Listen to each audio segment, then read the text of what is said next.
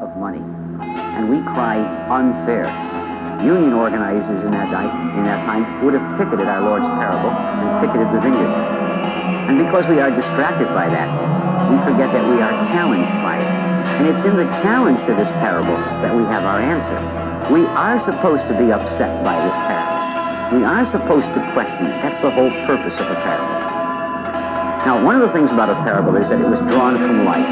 When Aesop composed his fables, he talked about talking turtles, not the ninja mutant teenage variety, but just ordinary turtles that could eventually outrun a rabbit.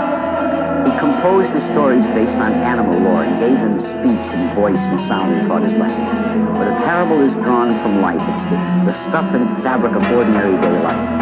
And in our Lord's time, people would meet at the crossroads. They were the day laborers. They would hope that someone would come and hire them for the day. They might wait there all day long until someone did come along.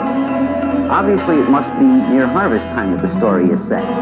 There could be a particularly large harvest, so we have to get additional workers, or there might be the threat of dangerous rains and storms, and the harvest has to be picked in order to save it. There's an urgency, therefore, about the parable. And it is that urgency that underlies what's going on as Jesus speaks. The urgency is important to the parable, too. Our Lord is giving a very urgent message to the people of his time. There's only a little bit of time left for him to preach. They're already mounting opposition and plotting to kill him. The urgency is the situation that Christ himself faces. So he tells a story about laborers drawn from life. And as he tells the story, we're distracted.